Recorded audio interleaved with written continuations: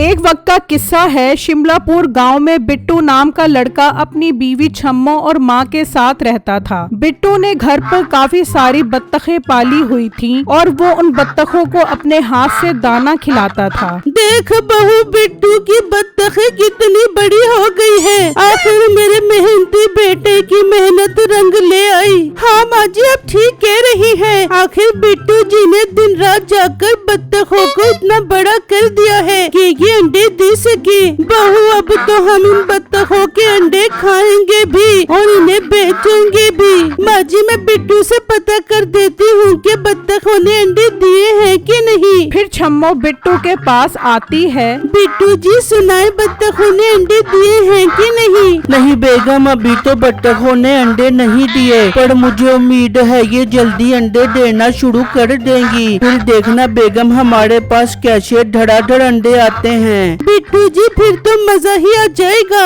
हम रोज अंडों की मजेदार डिश बनाकर खाया करेंगे। अच्छा बेगम, अब मैं इन बत्तखों को सैर करवाने ले जाता हूँ। सैर करने से ये बत्तखें एकदम चुस्तो चाको चौबंद हो जाती हैं। फिर तो बिट्टू जी, आपको इन बत्तखों को सैर करवाने के लिए ले जाना चाहिए। फिर बिट्टू उन बत्तखों को सैर करवाने के लिए ले जाता है और उन बत्तखों को गांव की मुख्तलिफ जगहों पर सैर करवाता है और जब शाम होती है तो वो उन्हें वापस घर ले आता है। जबकि उसी गांव में मीठे नाम का लड़का अपनी बीवी नसीबो कैंची के साथ रहता था। उन दोनों का काम बस सोते रहना था। एक दिन मीठा बैठा होता है। बेगम, ये बता कहाँ से आ रही है और कहाँ जा रही है? मीठे किचन से खाना खा के आ रही हूँ, अब सोने जा रही हूँ। बहुत जोर की नींद आ रही है। बेगम, मुझे लगता है ज्यादा सो कर तेरे दिमाग के बल्ब फ्यूज हो गए हैं। अभी घंटा पहले सोकर उठी है, अब फिर सोने जा रही है। तो मीठे, तूने कौन सी हीरे जेवरात की फसल उगाई है जिसे काट के टाइम पास कर बेबू?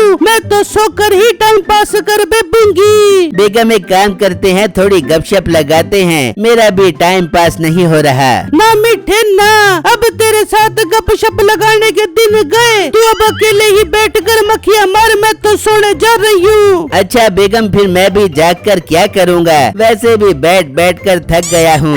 चल के सोते हैं। फिर क्या, उन दोनों मियाँ बीवी का काम बस सोना ही रह गया था। जबकि दूसरी तरफ बिट्टू उन बत्तखों को सैर पर ले जाने का सोच रहा होता है। यार, मैं आज एक काम करता हूँ, इन बत्तखों को गांव की दूसरी तरफ ले जाता हूँ सैर करवाने के लिए। फिर बिट्टू बत्तखों को सैर करवाने गांव की दूसरी तरफ ले जाता है और चलता चलता मीठे के घर के पास से गुजरता है तो बत्तखों की आवाज से उनकी आँख खुल जाती है। बेगम, ये किस मनहूस को मौत आ गई? अच्छा भला सो रहा था, शोर की वजह से सारी नींद खराब हो गई। मीठे, देख जरा, ये किसको आफत आ गई है। फिर वो खिड़की से देखते हैं तो बिट्टू बत्तखें लेकर जा रहा होता है। उन बत्तखों को देखकर उन दोनों के मुंह में पानी आ जाता है। आए बेगम, ये मोटी मोटी बत्तखें। सोच बेगम सोच, अगर हम रोज एक बत्तख चोरी करें और उसके लेग पीस खाएं तो कितना मजा आएगा। हाँ मीठे, कमाल की बात कर रहा तू।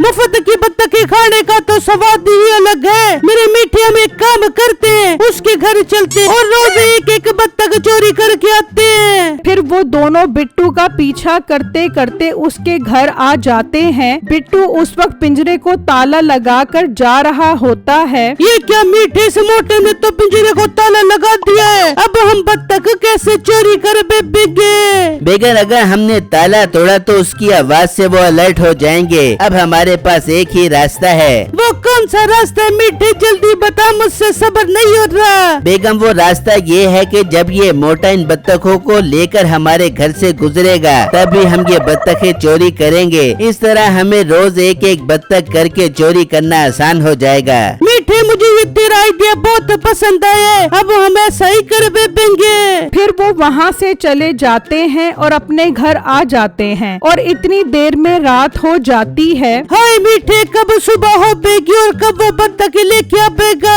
और कब हम उसका लेग पीस खा बेंगे? बेगम, इंतजार तो मुझसे भी नहीं हो रहा। एक काम करते हैं, सो जाते हैं ताकि जल्दी सुबह हो जाए। फिर वो दोनों सो जाते हैं और जब सुबह होती है, चल मेरे मीठे, उठ जा और कोई मस्त जगह देख के छुप जाते हैं ताकि आराम से उसकी बत्तखों को पकड़ सके। फिर वो दोनों दरख्त के पीछे छुप जाते हैं। इतनी देर में बिट्टू बत्तखें लेकर आ जाता है तो मीठा एक बत्तख चोरी कर लेता है। बत्तख की जोर की आवाज की वजह से बिट्टू इधर उधर देखता है। यार ये बत्तख की इतनी जोर की आवाज क्यों आई है? बिट्टू उसे अपना वहम समझकर वहाँ से चला जाता है। मीठा और नसीबो मजे से उस बत्तख को खा जाते हैं। वाह वाह बेगम, मजा ही आ गया। इस तरह रोज हम बत्तख की कढ़ाई खाएंगे तो एक दिन बहुत ताकतवर हो जाएंगे। दूसरी तरफ बिट्टू अपनी बत्तखें गिन रहा होता है। 40, 41, 42, 43, 44, 44। ये क्या? ये तो एक बत्तख कम है। मैं लेकर तो पूरी 45 बत्तखें गया था। हाय, ये तो बहुत दुख की बात है। एक बत्तख झुंड से निकल गई। फिर बिट्टू रोज बत्तखें वहाँ से लेकर जाता है और मीठा रोज एक बत्तख चोरी कर लेता है। देखते ही देखते बिट्टू की बत्तखें कम होना शुरू हो जाती हैं। 35, 36, 37, 37। ये क्या? ये तो रोज मेरी बत्तख कम होती जा रही है। 45 बत्तखों में से 37 बत्तखें रह गई और ये अंडे भी नहीं दे रही। मैं एक काम करता हूँ, इन बत्तखों को बेच देता हूँ। बिट्टू बत्तखें बेचने की बात करने के लिए निकलता है, जबकि दूसरी तरफ नसीबो मीठे के पास आती है। मीठे टमाटर प्याज खत्म हो गए, जाकर टमाटर प्याज लेके आ जाओ। उनके बगैर बत्तख की कढ़ाई अच्छी नहीं बन बेगी। अच्छा बेगम, मैं अभी जाता हूँ और लेकर आता हूँ टमाटर और प्याज। जबकि बिट्टू कसाई की दुकान पर आता है। भाईजान, मेरे पास मोटी मोटी अच्छी नस्ल की बत्तखें हैं। क्या आप मुझसे वो बत्तखें खरीदोगे?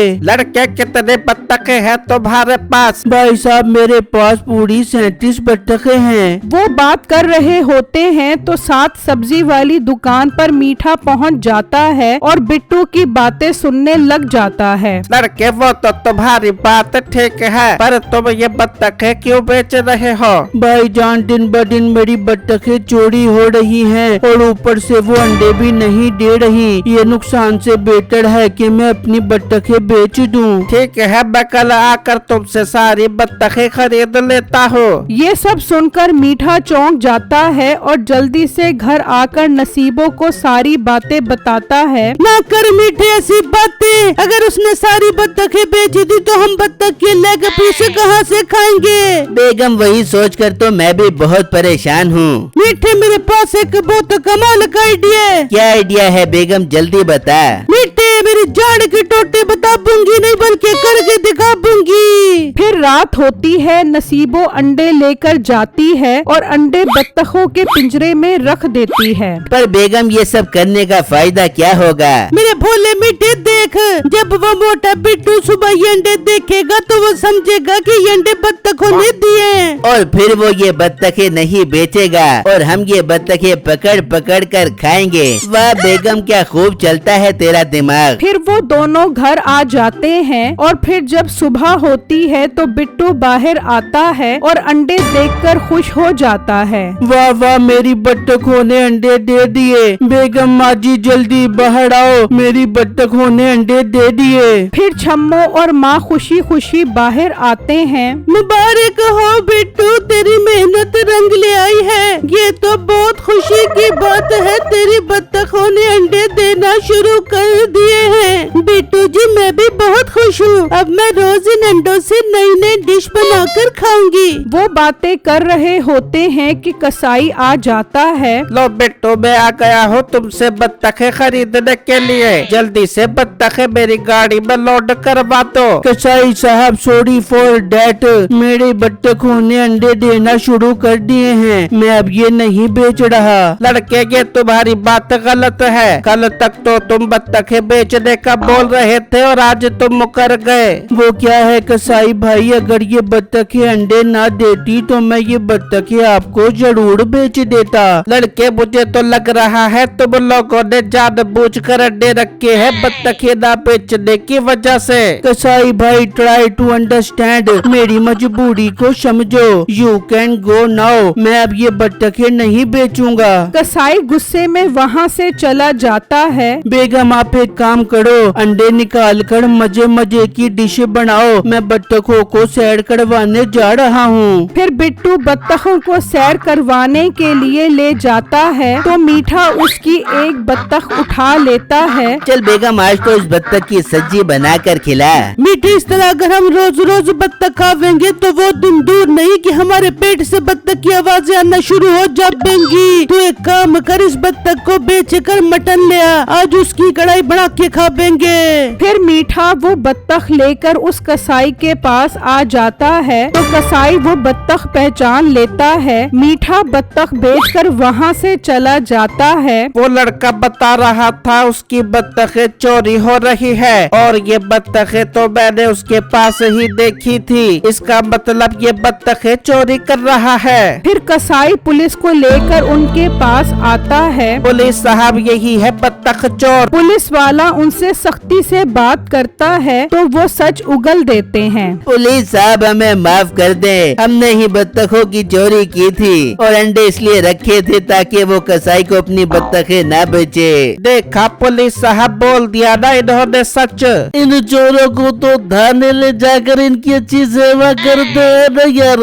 फिर पुलिस वाले उन्हें अपने साथ ले जाते हैं और कसाई बिट्टू के पास आता है। हाँ लड़के, सुनाओ तुम्हारी बत्तखों ने अंडे दिए के नहीं? नहीं भाई, मेरी बत्तखों ने अंडे नहीं दिए, पता नहीं मेरी बत्तखों को क्या हो गया है। तुम्हारी बत्तखों को कुछ नहीं हुआ, बल्कि तुम्हारी बत्तखों को जो चोरी करता था मैंने उन्हें पुलिस के हवाले करवा दिया, वही तुम्हारे पिंजरे में अंडे रख कर गए थे। फिर बिट्टू चोरों को देखने पुलिस स्टेशन आ जाता है। अच्छा, तो ये हैं वो बगैरत लोग जो मेरी बत्तखें चोरी करते थे। बिट्टू, हमें माफ कर दो और पुलिस वालों से हमें बचा लो, ये हमें बहुत मारते हैं। अच्छा, मेरी सारी बत्तखें खा गया और मैं तुझे माफ कर दूं। अब सड़ो जेल में, तुम्हारी यही सजा है। फिर बिट्टू वहाँ से चला जाता है और उनको सही सजा मिल जाती है।